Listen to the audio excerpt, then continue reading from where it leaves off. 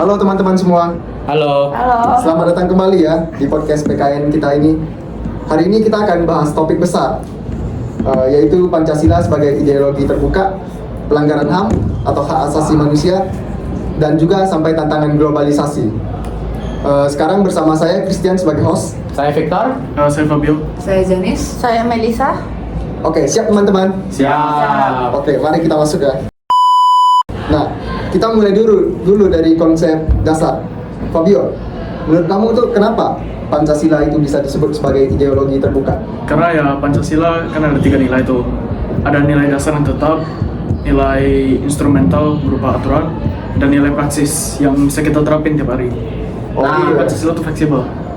Nah, benar banget tuh, Fab. Aku lanjutin ya, Fab ya. Jadi tuh ideologi terbuka itu kan kayak bebas gitu kan berarti kan. Bebas. Bebas tuh bukan berarti seenaknya. Nah, contohnya kayak nilai dasar tuh, nilai itu seperti kemanusiaan, kerakyatan, ketuhanan. Nah, itu tetap jadi fondasi kita dalam menjalani Sesuai aturan, iya. ya? Oh. Fondasi dalam menjalani kehidupan sehari-hari kita. Kayak gitu. Nah, jadi kalau dibilang Pancasila ketinggalan zaman itu salah banget. Justru Pancasila itu selalu jadi relevan terbuka buat ya Oh, gitu. ini ya, ideologi terbuka. Oke. Oh, jadi benar banget ya yang dibilang sama Melisa. Contohnya aja ada di era digital. Aku jelasin satu-satu ya. Jadi contohnya itu kayak kita tuh harus menghormati orang lain yang ada di media sosial. Kayak nggak menghina, merendahkan, ataupun menyerang secara pribadi Saling gitu. respect lah ya. Iya, saling respect. Kayak nggak personal gitu lah. Soalnya kan kita sekarang sering banget kan gunain media sosial. Terus kita juga harus hindarin yang namanya cyberbullying. Kita tuh harus sadar kalau orang di balik layar itu kayak juga punya perasaan. Yang ketiga itu kita juga harus menghargai privasi. Kan banyak ya orang-orang kayak suka nggak ngehargain privasi orang, kayak Jadi ambil foto HP-nya sembarangan. dibuka gitu, HP-nya Iya dibuka. gitu. Oh. Terus kayak foto sembarangan gitulah. Ada nggak yang kalian kenal orang yang kayak gitu? Biasanya Fabio nih. Oh iya, jangan gitu lah, Pak. Jangan boleh gitu lagi, Pak. Jangan boleh gitu lagi, Oke. Pak ya. Nah, terus di sosial media ini kita tuh juga harus punya bahasa yang santun dan beradab. Kayak kita meskipun kita mau berpendapat, kita tuh harus tetap sopan. Jadi contoh kalau kita lagi kesel, boleh nggak kita lontarin kata-kata kasar gitu? Contoh kayak kita lagi main Mobile Legends nih kan. Ini kan mumpung ada Fabio nih, ada Mobile Legends nih. Boleh nggak Fab nomor Fab? Ya nggak boleh ya. Tapi kok pernah lakuin Sopan nggak? lah ya. Ya sopan berarti Pak. Iya, iya. Tapi kok pernah nggak? Jarang. Jarang ya. Berarti pernah berarti pernah. Nah, terus yang terakhir itu tuh kita bisa gunain media sosial ini sebagai kayak empati digital gitu loh. Kayak tahu nggak sih website kitabisa.com itu Tahu, kan tahu. Oh, dia itu kayak yang donasi itu. Donasi. bantu Iya. orang tuh bantu orang yang kesusahan gitu. Yang kurang mampu gitu ya. Iya. Udah gitu aja sih contohnya. Oh, artinya kita harus pintar-pintar lah dalam penggunaan teknologi. Iya, biar berita-berita yang nggak hoax lah ibaratnya. Yang nggak benar lah ya. Nggak benar gitu, biar nggak masuk ke kita gitu. Menarik ya itu ya. Menarik. Terus sekarang kita geser ke contoh nyata. Victor, kamu sempat dengar gak cerita soal kasus 98 itu? Nah, pernah dengar Itu. yang 1998 Iya, itu nggak sih? benar. Nah, jadi pada waktu itu ada penculik, ada kan Indonesia tuh lagi demo kan tuh, lagi rusuh, Kacau ya. lagi ricuh lah ibaratnya. Nah, karena untuk menghilangkan pendemo ini, jadi para aparat ini menggunakan sistem yang namanya tuh penculikan secara paksa gitu, Oh, penghilangan penculikan aktivis ya? Iya, penculikan aktivis. Nah, ada juga tragedi yang terjadi di 98 ini, yaitu kejadian Trisakti. Ada yang tahu nggak Trisakti itu apa? Trisakti? Kejadian Trisakti. Oh, belum pernah dengar itu. Nggak tahu kan? Nah, kejadian Trisakti itu, jadi kan para mahasiswa dari Mahasiswa. universitas ini kan menuntut reformasi kan ke DPR gitu segala macam kan. Perubahan Nah, ya. perubahan. Nah, mahasiswa Universitas Trisakti ini ditembak mati oleh aparat. Oh, itu ya. 4 mahasiswa loh, Chris, bayangin 4 mahasiswa ditembak mati. Nggak gara-gara- bersalah, cuma nuntut reformasi Iya, aja. nggak bersalah, dia cuma nuntut reformasi doang. Oh, artinya itu termasuk pelanggaran HAM lah ya. Iya, itu termasuk pelanggaran HAM berat karena bayangin ya Grace, mereka tuh nuntut perubahan Grace, tapi mereka kayak Padahal nggak- mereka bukan pelaku kriminal atau apa. Iya, gitu ya. mereka cuma nuntut perubahan untuk mengganti sistem Indonesia pada saat itu. Oh iya, artinya itu harus dihindari lah di masa sekarangnya. Nah, lalu ada lagi nih kericuhan di 98 terjadi antara 13 sampai 15 Mei 1998. Nah, Apa tuh? kejadian ini, kerusuhan ini itu bernuansa SARA. Tahu nggak SARA itu apa? Oh, SARA itu singkatan ya? Iya, SARA itu singkatan. Ada nggak tahu singkatan SARA itu apa? Gak tau tapi kayak artinya Suku. kayak rasis gitu Iya. ya. Iya. Iya. Oke, aku jelasin lagi ya. SARA itu adalah suku, agama, ras, dan antar golongan. Oh. Nah, jadi itu pada saat itu 13 Mei sampai 15 Mei itu kericuan itu bersifat SARA. Jadi ada kejahatan massal, ada Artinya saling berpecah gitu ya? saling berpecah, so ada kekerasan seksual, gitu-gitu, pemerkosaan dan segala macam. Nah, dulu tahu nggak sih upaya yang dilakukan oleh pemerintah pada saat itu? Kalian tahu Apa nggak? itu upayanya? Lalu tim pemerintah Indonesia itu membangun tim pencari fakta yang sifat TGPF. Oh itu ya? Ya, tim ini dia kayak gimana ya jelasinnya ya? Suatu gabungan gitu lah ya? Ya, dia Yang nggak buat menjadi tim, pecah. dia mencari ada berapa pelanggaran yang dilakukan pada saat 98 itu. Oh, Nah, diketahui ada 85 kejahatan kekerasan. banyak ya? Lalu Sampai 85. bayangin Chris, ada 52 kejahatan seksual, termasuk pemerkosaan. Pelanggaran HAM berat itu ya? Ya, pelanggaran HAM berat. Lalu pada saat itu Komnas HAM ya, dia mencetuskan bahwa kejadian pada 1998 itu sebagai pelanggaran HAM berat.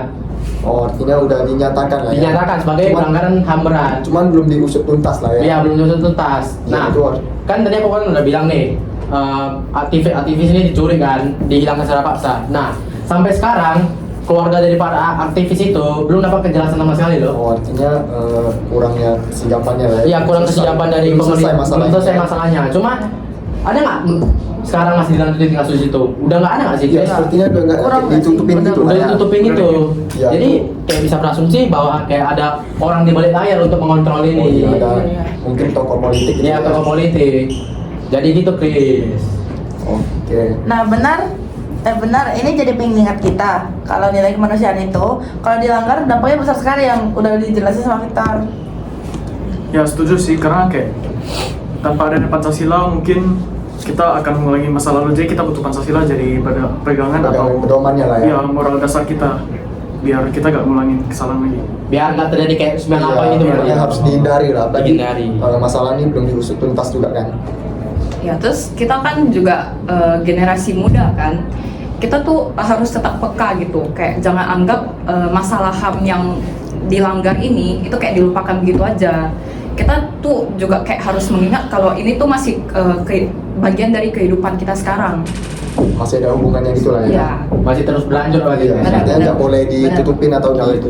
di stop gitu lah ya? Karena kayak dampaknya tuh besar banget sih buat. Berarti dampaknya tuh masih berasa sampai sekarang gitu. Ya apalagi Iya, iya. dampak buat para keluarga korban-korban Iya. juga. Iya, iya. Yang kayak nggak merasa adanya keadilan gitu. Iya.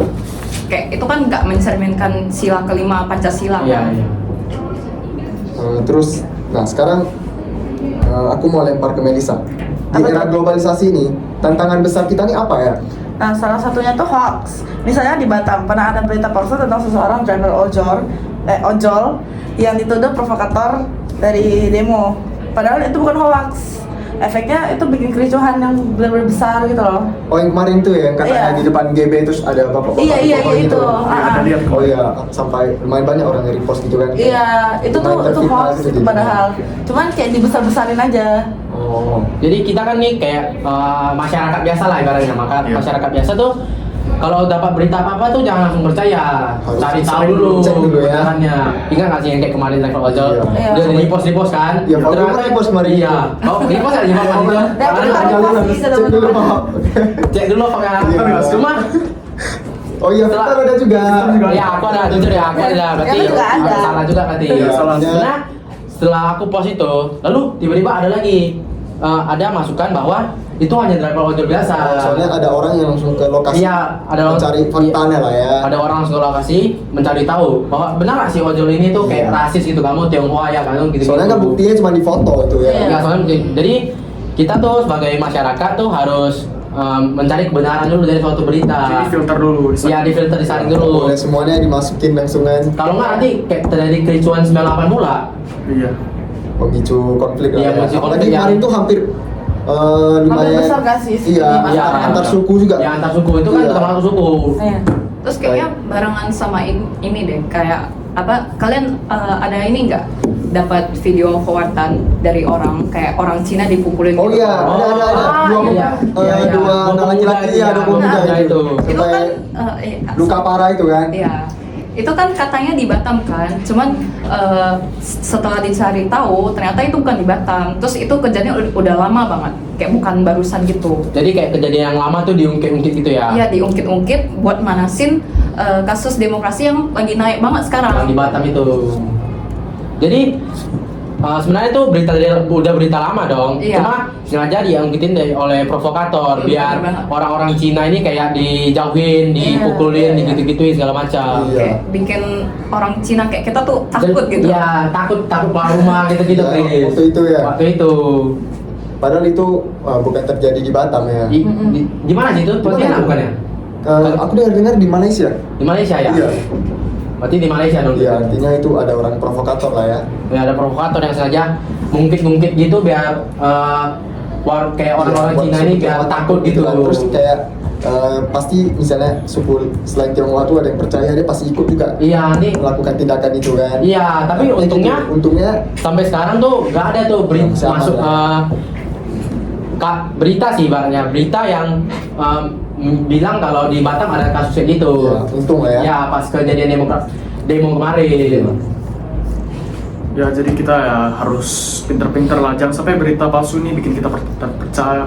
Kita ya Tetap bersatu lah. Kita ya. bersatu loh, kompak. Oke, jadi jelas banget ya, globalisasi ini ada dampak positif dan juga ada dampak negatif. Itu tergantung cara kita mengelolanya lah. Kayak menyaring informasi, kayak yang tadi disampaikan Fabio, menfilter ya Fabio. Filter. Oke, iya benar. Oke, sebelum kita tutup ya, aku pengen nih kita semua kasih refleksi singkat kita lah mengenai pembahasan kita hari ini. Boleh mulai dari Siapa dulu, Chris? Oh, dari aku ya. Victor dulu boleh lah. Oke. Jadi tuh, ini kan kita tadi membahas kayak yang HAM kan, HAM. Oh ya, hak asasi Jadi manusia. sebenarnya tuh bukan salah siapa-siapa, ini salah diri kita sendiri. Kok bisa? Sebenarnya sih kayak peran diri sendiri untuk mencari sesuatu yang Rasa ingin tahu kita lah. Iya, rasa ingin tahu kita itu yang benar gitu. Kayak contoh kan tadi kayak berita hoax itu kan yang orang-orang Cina itu. Nah, kita kan cari tahu dulu Nggak oh boleh langsung itu percaya benar. ya. Iya, kalau langsung percaya itu benar atau enggak.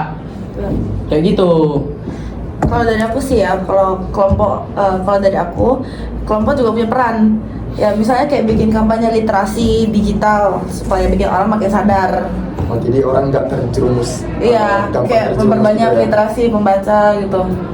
Lanjut aku ya. Jadi menurut aku dari pembahasan kita tadi itu berarti artinya kita tuh harus menerapkan sila-sila yang ada di Pancasila, terutama kayak sila ketiga yang artinya yang bunyinya itu Persatuan Indonesia.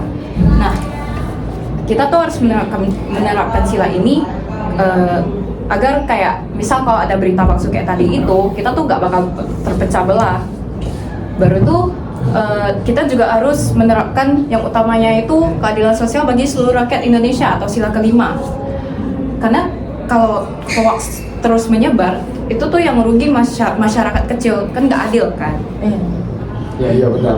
Baru tuh kita juga harus mengingat sejarah-sejarah tadi kayak kasus 98 itu biar nggak terjadi lagi. Terulang kembali lah Iya. ya. Terulang kembali. Harus kita jaga lah ya. Kalau Fabio gimana Fabio? selain yang sila kelima, sila ketiga juga bisa disinggung, Persatuan Indonesia ya. Kita tuh gak boleh mudah terpecah. Terus ya ini juga gak boleh jadi landasan teori doang, harus kita praktekin sehari-hari, Oh. kita amalkan. Jadi nggak cuma teori ya, Iya. harus praktek ya. Gak cuma dari omongan kita, harus ada prakteknya, harus ada tindakan nyata berarti ya Fabio.